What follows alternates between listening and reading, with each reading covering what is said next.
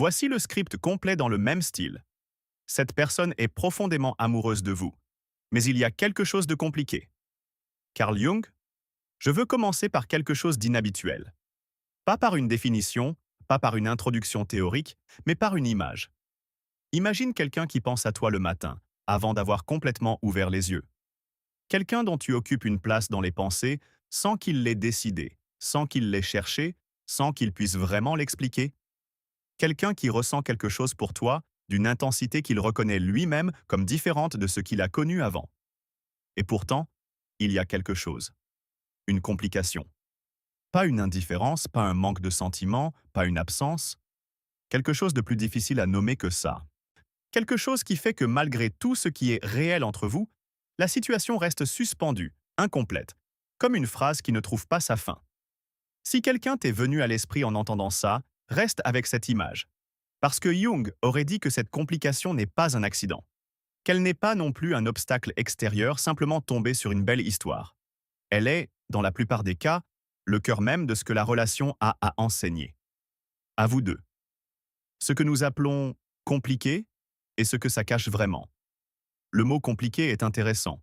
On l'utilise beaucoup, souvent pour clore une conversation pour éviter d'aller plus loin. C'est compliqué.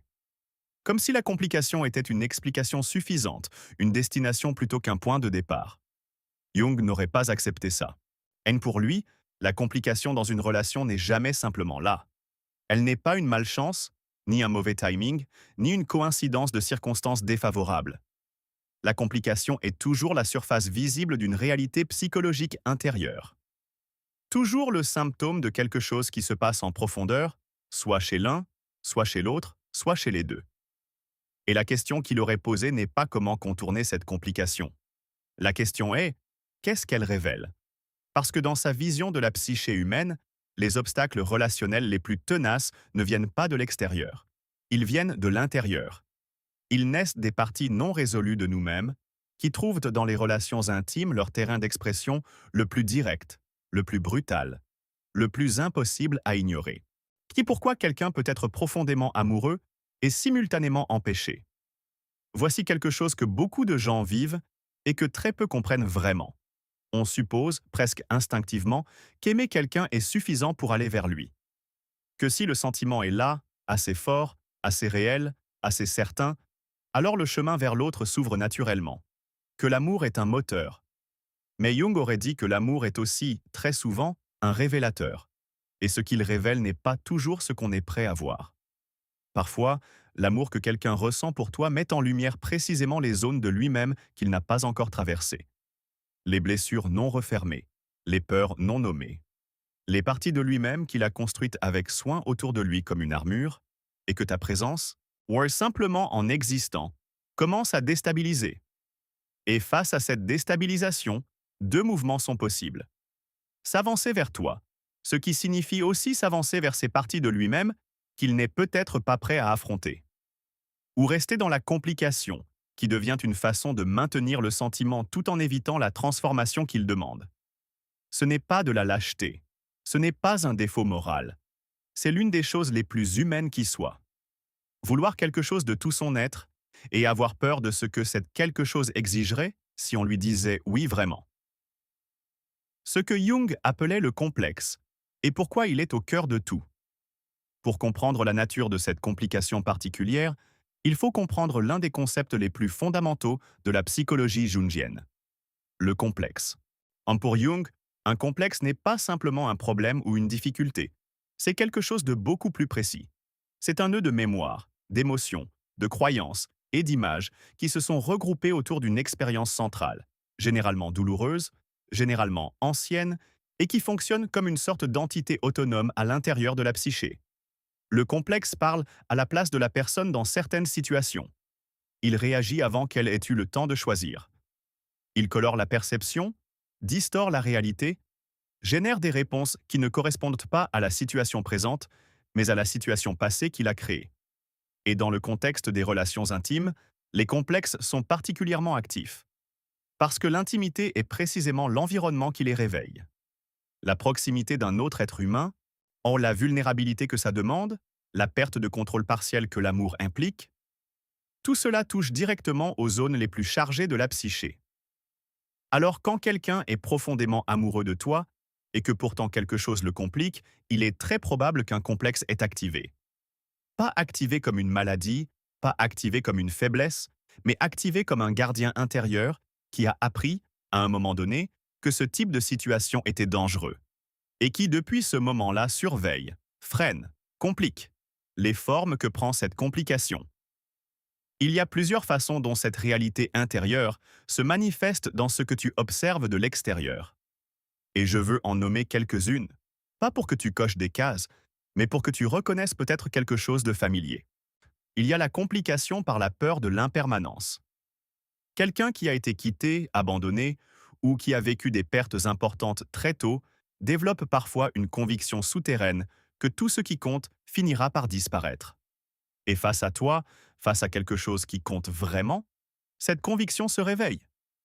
Pas comme une pensée consciente, plutôt comme une résistance diffuse à s'investir pleinement, parce que l'investissement complet serait suivi, selon la logique du complexe, par une perte d'autant plus insupportable.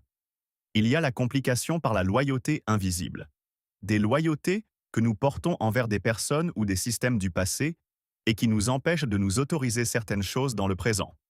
Une personne peut se sentir, à un niveau qu'elle ne comprend pas tout à fait, et incapable de s'autoriser pleinement ton amour parce qu'une partie d'elle reste liée à quelque chose d'avant. Une relation ancienne non résolue. Une figure parentale dont la voix intérieure dit encore que le bonheur se mérite ou qu'il est dangereux ou qu'il n'est pas pour soi. Il y a la complication par l'image de soi. Quelqu'un qui ne sait pas encore vraiment pardonner quelque chose ou qui porte une croyance profonde sur ce qu'il mérite dans les relations peut saboter ce qui est beau non par des intérêts, mais par une conviction inconsciente qu'il n'en est pas digne, ou que ça ne peut pas durer pour lui, ou que tu finiras par voir quelque chose qui te fera partir. Ces formes sont différentes en surface, mais elles ont toutes la même structure profonde. Un amour réel. Et une partie intérieure qui dit « Ah, pour des raisons qui lui semblent absolument valides, pas tout à fait, pas encore, pas comme ça ». Ce que l'inconscient fait quand il ne peut pas dire non clairement. Voici quelque chose que Jung a observé avec une précision remarquable. Quand quelqu'un ne peut pas dire non à ce qu'il ressent, parce que ce qu'il ressent est trop réel pour être nié, mais ne peut pas non plus dire oui pleinement, parce que quelque chose de plus profond l'en empêche, l'inconscient trouve d'autres solutions. Il crée des circonstances. Il génère des obstacles. Il invente des raisons, parfois convaincantes, parfois presque absurdes, pour justifier le fait de rester dans l'entre-deux. Un moment de vie difficile qui n'est jamais tout à fait le bon. Une ancienne relation qui reste présente d'une façon ou d'une autre. Une peur du futur qui se manifeste comme une incapacité à se projeter. Un comportement auto-saboteur qui apparaît précisément quand les choses commencent à bien aller. Ce n'est pas de la mauvaise foi. C'est la façon dont l'inconscient, qui n'a pas accès au langage direct, communique. Il parle à travers les événements, à travers les comportements, à travers les schémas qui se répètent même quand la personne dit vouloir autre chose. Et comprendre cela change complètement la façon dont on peut lire ce qui se passe. La complication n'est pas une réponse sur ce que cette personne ressent pour toi. La complication est une réponse sur où elle en est avec elle-même. Ce que Jung aurait dit sur l'attente. Il y a une question que ceux qui vivent cette situation finissent tous par se poser. Est-ce que j'attends? Est-ce que je continue à être là pendant que cette personne traverse ce qu'elle a à traverser? Est-ce que la patience est une vertu ici? Ou est-ce qu'elle devient une façon de ne pas prendre soin de moi-même? Jung n'aurait pas répondu à cette question par une règle générale. Parce qu'il n'y a pas de règle générale. Il aurait posé une autre question. Qu'est-ce que cette attente fait à toi? Qu'est-ce qu'elle t'enseigne sur toi-même? Est-ce qu'elle est une forme d'amour patient et conscient? Ou est-ce qu'elle est la façon dont tu évites, toi aussi, de regarder quelque chose que tu préférerais ne pas voir? Parce que parfois, on reste dans des situations compliquées, non pas par force, mais par peur de ce que l'on deviendrait sans elle. Par peur de la clarté qui viendrait si la situation se résolvait d'une façon ou d'une autre. Non par peur de se retrouver face à soi-même sans l'écran de cette complexité qui occupe l'espace et remplit les pensées. Jung aurait dit « La relation la plus importante n'est pas celle que tu as avec cette personne, c'est celle que tu as avec toi-même. Et toutes tes relations intimes, toutes, sans exception, sont des miroirs de cette relation-là. Le moment où quelque chose peut changer. Il y a un moment que ceux qui ont traversé ces dynamiques reconnaissent quand il arrive, même s'ils n'auraient pas pu le prédire. Un moment qui n'est pas une décision consciente, qui n'est pas le résultat d'une conversation ou d'un ultimatum ou d'une circonstance extérieure. C'est le moment où quelqu'un a fait suffisamment de travail intérieur pour que la complication perde de son emprise. Pas disparaître entièrement. Pas résoudre tous les complexes, toutes les peurs, toutes les blessures d'un seul coup. Mais suffisamment traverser quelque chose pour que la présence de l'autre ne soit plus vécue comme une menace contre son intégrité, mais comme une invitation à quelque chose de possible. Ce moment, il ne peut pas être forcé. Il ne peut pas être accéléré par la pression ou par la démonstration répétée de la réalité du sentiment. Il arrive quand la personne elle-même a décidé, à un niveau profond, d'aller vers ce qu'elle ressent plutôt que de s'en protéger. Et Jung aurait dit que la seule vraie contribution que tu puisses faire à ce processus, ce n'est pas de la convaincre, ce n'est pas d'attendre indéfiniment, ce n'est pas de t'effacer pour la rassurer. C'est de faire ton propre travail, de comprendre ce que cette relation révèle sur toi, de grandir dans cet espace inconfortable plutôt que de simplement endurer. Parce que si vous vous retrouvez de l'autre côté de cette complication, les deux ayant traversé quelque chose, les deux ayant évolué, ce que vous construisez ne ressemble pas à ce que vous aviez avant. Ça ressemble à quelque chose que ni l'un ni l'autre ne pouvait construire avant d'être passé par là. Ce que ça révèle en fin de compte. La complication, dans la vision de Jung, n'est jamais une malédiction. Elle est une invitation. Une invitation à la profondeur, à la conscience, à la rencontre avec les parties les moins confortables de soi-même. Deux personnes qui s'aiment et qui font face à quelque chose de compliqué entre elles ne sont pas malchanceuses. Elles sont en train de vivre quelque chose que très peu de relations permettent de vivre. La rencontre avec ce qui est non résolu. La possibilité, si elles choisissent de la saisir, de se transformer l'une à travers l'autre d'une façon qui ne serait pas possible autrement. Ce n'est pas romantique au sens facile du terme. Ce n'est pas confortable. Ce n'est pas simple, ce n'est pas la version de l'amour que le cinéma présente. C'est quelque chose de plus réel que ça. Et dans l'univers de Jung, c'est précisément ce qui en fait la valeur. Voici le script complet dans le même style. Cette personne est profondément amoureuse de vous. Mais il y a quelque chose de compliqué. Carl Jung, je veux commencer par quelque chose d'inhabituel. Pas par une définition, pas par une introduction théorique, mais par une image. Imagine quelqu'un qui pense à toi le matin, avant d'avoir complètement ouvert les yeux. Quelqu'un dont tu occupes une place dans les pensées sans qu'il l'ait décidé, sans qu'il l'ait cherché, sans qu'il puisse vraiment l'expliquer. Quelqu'un qui ressent quelque chose pour toi, d'une intensité qu'il reconnaît lui-même comme différente de ce qu'il a connu avant. Et pourtant, il y a quelque chose. Une complication. Pas une indifférence, pas un manque de sentiment, pas une absence. Quelque chose de plus difficile à nommer que ça. Quelque chose qui fait que malgré tout ce qui est réel entre vous, la situation reste suspendue, incomplète, comme une phrase qui ne trouve pas sa fin. Si quelqu'un t'est venu à l'esprit en entendant ça, reste avec cette image. Parce que Jung aurait dit que cette complication n'est pas un accident.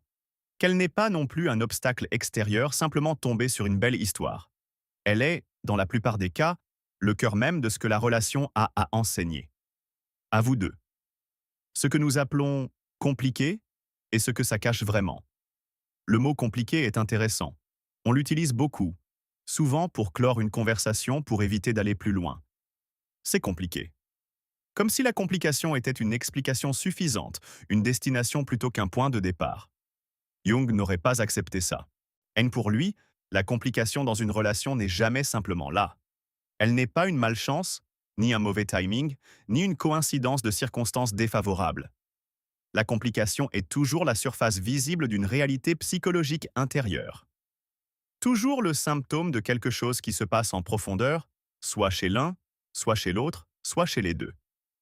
Et la question qu'il aurait posée n'est pas comment contourner cette complication. La question est, qu'est-ce qu'elle révèle? Parce que dans sa vision de la psyché humaine, les obstacles relationnels les plus tenaces ne viennent pas de l'extérieur. Ils viennent de l'intérieur. Ils naissent des parties non résolues de nous-mêmes, qui trouvent dans les relations intimes leur terrain d'expression le plus direct, le plus brutal, le plus impossible à ignorer. Qui pourquoi quelqu'un peut être profondément amoureux et simultanément empêché. Voici quelque chose que beaucoup de gens vivent et que très peu comprennent vraiment. On suppose, presque instinctivement, qu'aimer quelqu'un est suffisant pour aller vers lui. Que si le sentiment est là, assez fort, assez réel, assez certain, alors le chemin vers l'autre s'ouvre naturellement. Que l'amour est un moteur. Mais Jung aurait dit que l'amour est aussi, très souvent, un révélateur. Et ce qu'il révèle n'est pas toujours ce qu'on est prêt à voir. Parfois, l'amour que quelqu'un ressent pour toi met en lumière précisément les zones de lui-même qu'il n'a pas encore traversées.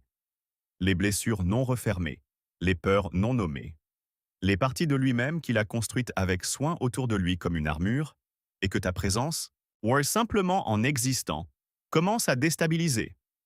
Et face à cette déstabilisation, deux mouvements sont possibles. S'avancer vers toi, ce qui signifie aussi s'avancer vers ces parties de lui-même qu'il n'est peut-être pas prêt à affronter. Ou rester dans la complication, qui devient une façon de maintenir le sentiment tout en évitant la transformation qu'il demande. Ce n'est pas de la lâcheté, ce n'est pas un défaut moral, c'est l'une des choses les plus humaines qui soit. Vouloir quelque chose de tout son être et avoir peur de ce que cette quelque chose exigerait si on lui disait oui vraiment. Ce que Jung appelait le complexe, et pourquoi il est au cœur de tout. Pour comprendre la nature de cette complication particulière, il faut comprendre l'un des concepts les plus fondamentaux de la psychologie jungienne. Le complexe. Pour Jung, un complexe n'est pas simplement un problème ou une difficulté. C'est quelque chose de beaucoup plus précis. C'est un nœud de mémoire, d'émotions, de croyances et d'images qui se sont regroupés autour d'une expérience centrale, généralement douloureuse, généralement ancienne, et qui fonctionne comme une sorte d'entité autonome à l'intérieur de la psyché. Le complexe parle à la place de la personne dans certaines situations. Il réagit avant qu'elle ait eu le temps de choisir. Il colore la perception, distord la réalité, génère des réponses qui ne correspondent pas à la situation présente, mais à la situation passée qu'il a créée. Et dans le contexte des relations intimes, les complexes sont particulièrement actifs. Parce que l'intimité est précisément l'environnement qui les réveille. La proximité d'un autre être humain, en la vulnérabilité que ça demande, la perte de contrôle partiel que l'amour implique, tout cela touche directement aux zones les plus chargées de la psyché. Alors quand quelqu'un est profondément amoureux de toi, et que pourtant quelque chose le complique, il est très probable qu'un complexe est activé. Pas activé comme une maladie, pas activé comme une faiblesse, mais activé comme un gardien intérieur qui a appris, à un moment donné, que ce type de situation était dangereux, et qui depuis ce moment-là surveille, freine, complique les formes que prend cette complication. Il y a plusieurs façons dont cette réalité intérieure se manifeste dans ce que tu observes de l'extérieur. Et je veux en nommer quelques-unes, pas pour que tu coches des cases, mais pour que tu reconnaisses peut-être quelque chose de familier. Il y a la complication par la peur de l'impermanence. Quelqu'un qui a été quitté, abandonné, ou qui a vécu des pertes importantes très tôt, développe parfois une conviction souterraine que tout ce qui compte finira par disparaître. Et face à toi, face à quelque chose qui compte vraiment, cette conviction se réveille. Pas comme une pensée consciente, plutôt comme une résistance diffuse à s'investir pleinement, parce que l'investissement complet serait suivi, selon la logique du complexe, par une perte d'autant plus insupportable. Il y a la complication par la loyauté invisible. Des loyautés que nous portons envers des personnes ou des systèmes du passé et qui nous empêchent de nous autoriser certaines choses dans le présent. Une personne peut se sentir, à un niveau qu'elle ne comprend pas tout à fait, et incapable de s'autoriser pleinement ton amour parce qu'une partie d'elle reste liée à quelque chose d'avant. Une relation ancienne non résolue. Une figure parentale dont la voix intérieure dit encore que le bonheur se mérite ou qu'il est dangereux ou qu'il n'est pas pour soi. Il y a la complication par l'image de soi.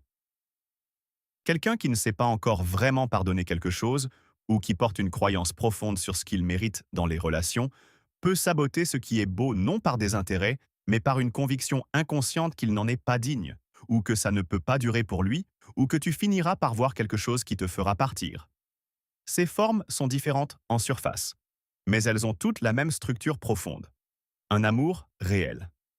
Et une partie intérieure qui dit « Ah, pour des raisons qui lui semblent absolument valides, pas tout à fait, pas encore, pas comme ça ». Ce que l'inconscient fait quand il ne peut pas dire non clairement. Voici quelque chose que Jung a observé avec une précision remarquable.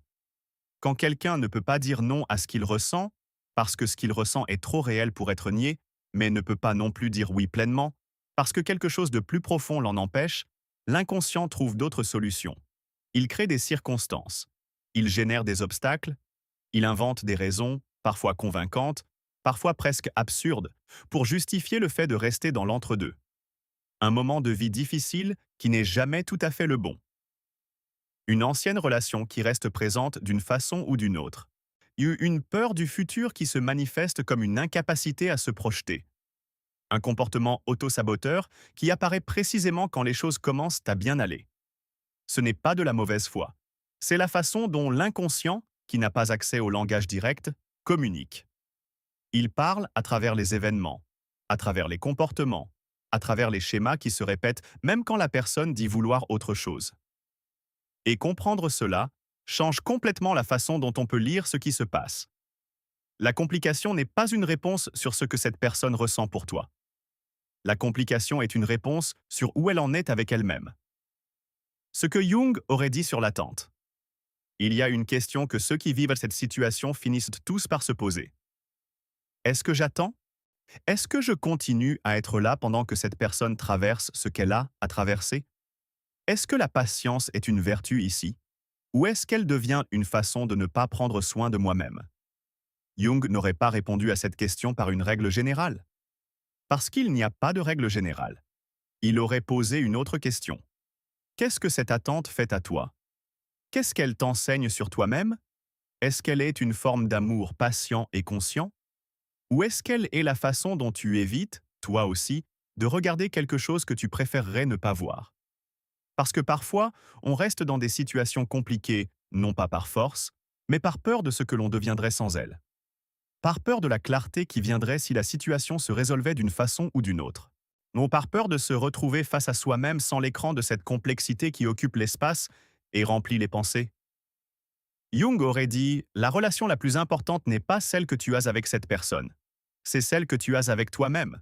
Et toutes tes relations intimes, toutes, sans exception, sont des miroirs de cette relation-là. » Le moment où quelque chose peut changer. Il y a un moment que ceux qui ont traversé ces dynamiques reconnaissent quand il arrive, même s'ils n'auraient pas pu le prédire. Un moment qui n'est pas une décision consciente, qui n'est pas le résultat d'une conversation ou d'un ultimatum ou d'une circonstance extérieure. C'est le moment où quelqu'un a fait suffisamment de travail intérieur pour que la complication perde de son emprise. Pas disparaître entièrement. Pas résoudre tous les complexes, toutes les peurs, toutes les blessures d'un seul coup. Mais suffisamment traverser quelque chose pour que la présence de l'autre ne soit plus vécue comme une menace contre son intégrité, mais comme une invitation à quelque chose de possible. Ce moment, il ne peut pas être forcé. Il ne peut pas être accéléré par la pression ou par la démonstration répétée de la réalité du sentiment. Il arrive quand la personne elle-même a décidé, à un niveau profond, d'aller vers ce qu'elle ressent plutôt que de s'en protéger. Et Jung aurait dit que la seule vraie contribution que tu puisses faire à ce processus, ce n'est pas de la convaincre, ce n'est pas d'attendre indéfiniment, ce n'est pas de t'effacer pour la rassurer. C'est de faire ton propre travail, de comprendre ce que cette relation révèle sur toi, de grandir dans cet espace inconfortable plutôt que de simplement endurer. Parce que si vous vous retrouvez de l'autre côté de cette complication, les deux ayant traversé quelque chose, les deux ayant évolué, ce que vous construisez ne ressemble pas à ce que vous aviez avant. Ça ressemble à quelque chose que ni l'un ni l'autre ne pouvait construire avant d'être passé par là. Ce que ça révèle en fin de compte. La complication, dans la vision de Jung, n'est jamais une malédiction. Elle est une invitation. Une invitation à la profondeur, à la conscience, à la rencontre avec les parties les moins confortables de soi-même. Deux personnes qui s'aiment et qui font face à quelque chose de compliqué entre elles ne sont pas malchanceuses. Elles sont en train de vivre quelque chose que très peu de relations permettent de vivre. La rencontre avec ce qui est non résolu. La possibilité, si elles choisissent de la saisir, de se transformer l'une à travers l'autre d'une façon qui ne serait pas possible autrement. Ce n'est pas romantique au sens facile du terme. Ce n'est pas confortable. Ce n'est pas simple, ce n'est pas la version de l'amour que le cinéma présente. C'est quelque chose de plus réel que ça. Et dans l'univers de Jung, c'est précisément ce qui en fait la valeur.